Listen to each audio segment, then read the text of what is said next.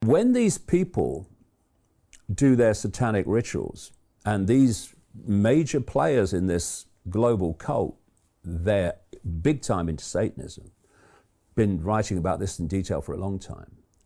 And then you look back and to the ancients who were sacrificing people to the gods.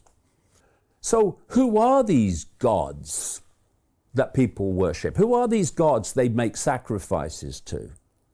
They are the demonic consciousness in all its different forms in the lower level of this astral dimension, which in frequency terms is so close to this one, but not close enough for us to see it.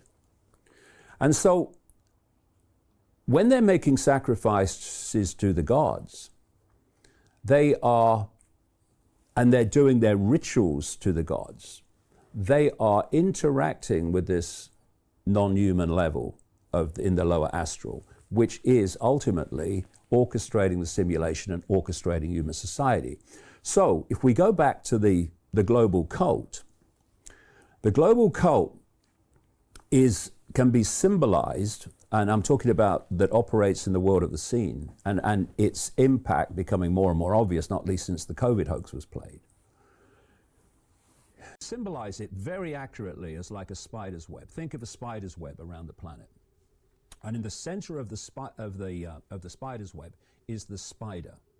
Now, ultimately, that spider are these lower fourth dimensional, lower astral, quote, gods, actually, bunch of prats. And the strands in the web immediately around the spider are the most exclusive secret societies.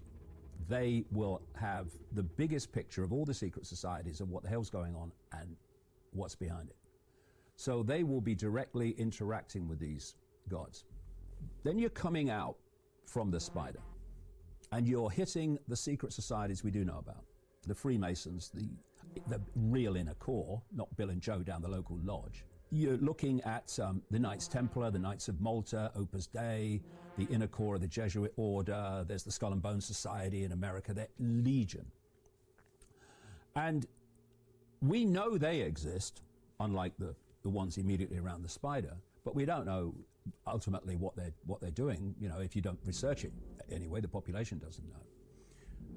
And then you come to a point on the web as you come out, which I call the cusp. And this is the point where the hidden part of the web, the secret society part of the web, meets the seen.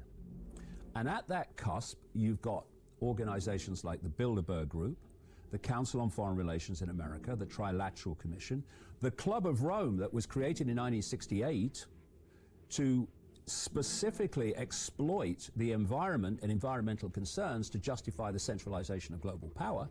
And also at this cusp, you have this explosion now of think tanks and non-governmental organizations, many of which are funded by people like Soros.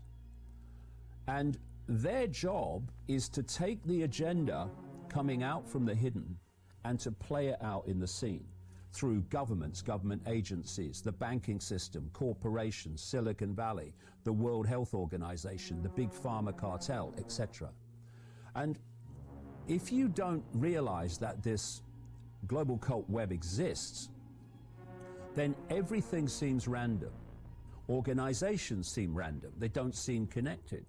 Situations seem random. They don't seem connected. They're dots. They're not connected dots, which is very simple the more you know to connect them. This web means that at the inner core of the World Health Organization, it connects into the web. At the inner core of the Silicon Valley corporations, it connects into the web.